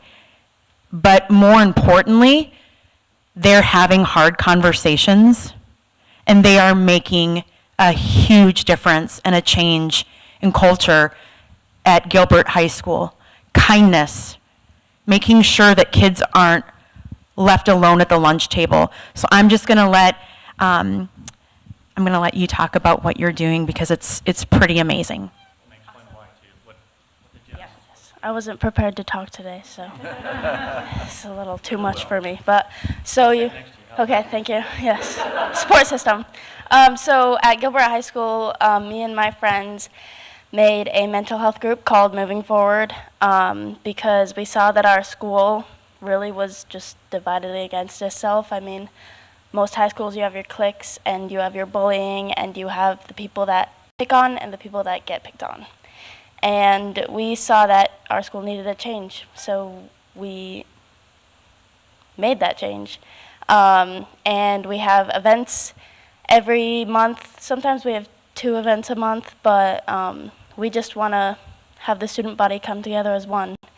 And so we just want to be able to help everyone because no one deserves to sit alone at lunch. No one deserves to have a crappy high school experience.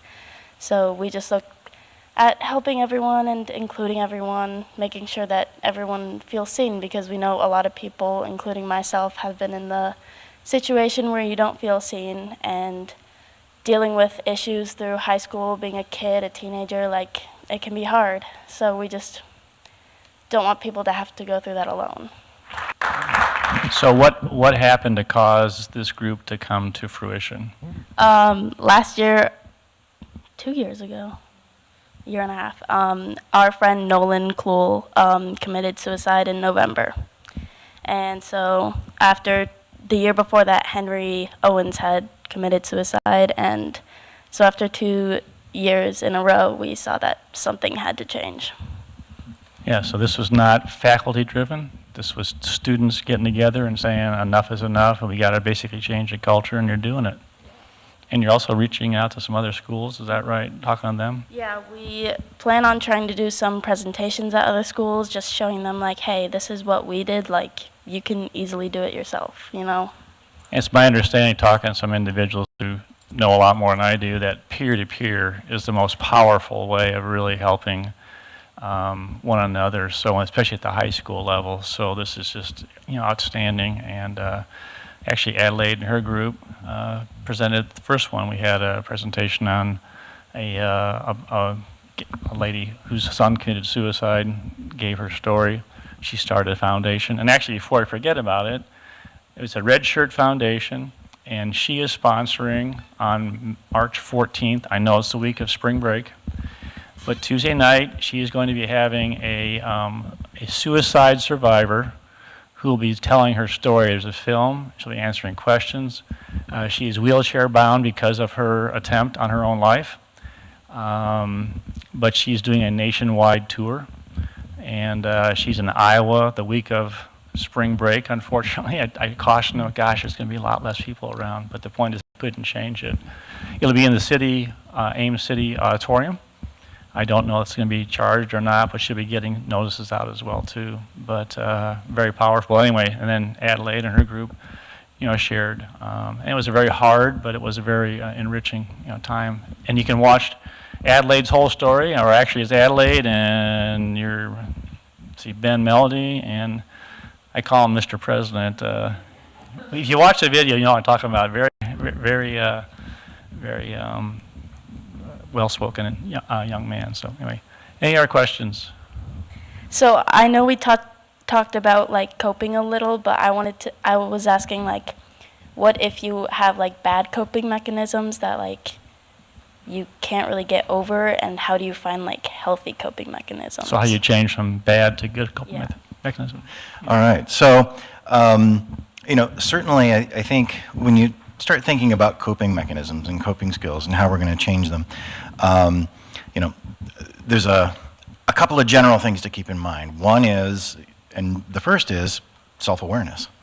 And part of that is for folks to be aware of what's happening, aware of the skills they are using. And, one of the things that Carrie talked a lot about was avoidance, right? Avoidance. And, so many of us, probably every one of us in this room, including me, have at times avoided too much. And so, part of what we want to be doing is really paying attention to that, being honest with ourselves, being honest with a loved one, being honest with people that we care, letting them know when we're seeing that they're hurting, and offering our love, our compassion, our help, and offering resources, offering help, helping people to get connected. There are services here in town. There's professional services. There's very clearly amazing services right at the high school, right? Peer-to-peer services. So, part of that is being aware, noticing what we're doing, noticing what somebody that we care about is doing, and reaching out to that person and letting them know. That's really the first step. And then there's all kinds of ways to learn new coping skills in many, many ways. So there's books, there's self-help resources, there's professional resources.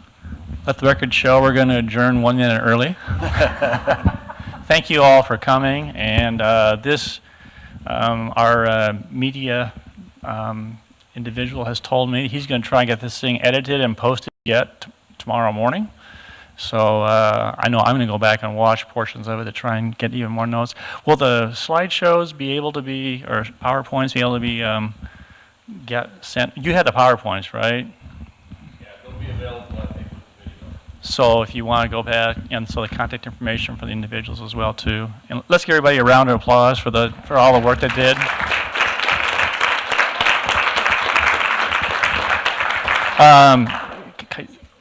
Our next community conversation is going to be on drug abuse, and that's going to be Tuesday, March 7th, and that will be at the Ames Library Auditorium. And do you want to give us a quick snapshot of what that's going to be about? Drug use, drug abuse. We will have CFR, YSS, various organizations here in town that providers for substance abuse. We're going to have a pretty authentic talk about what we're seeing here in our community with regards to drugs, why people are using. Again, we're going to destigmatize that as well, because it's really important to understand why people use. Just a quick statistic, 1 in 4 people will be diagnosed with a mental illness sometime in their lifetime, and a majority of these folks are using substances, and there's a reason why, right? You don't want to feel bad. So let's destigmatize that as well. And so we're going to have a really great conversation about that, and then sharing the resources that we have here in our community to tackle substance abuse. Thanks. And then on Tuesday, it's on the back of your handout, is civility and conversation. You probably all heard the Character Counts program. And if you haven't, there's a 6 pillars of character. Anyway, that was kind of pioneered by Governor Bob Ray years and years and years ago, and he helped establish the Ray, Bob and Billy Ray Center at Drake University, and the individual actually that helped start that, his name is Scott Radiker. Anyway, he's going to be our keynote speaker on April 4th. I'm really thrilled he accepted.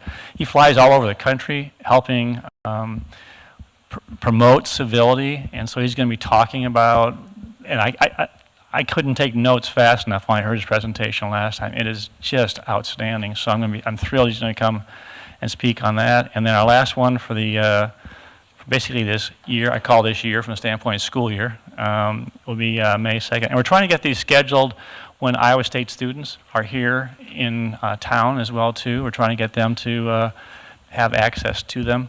And that's on navigating mental health systems and substance abuse systems. And we hear a lot of times, well, we didn't know there was these resources available. How do you help us get connected to these? So that's going to be a good conversation about that. So with that, thank you for coming, and hope to see you all on March 7th.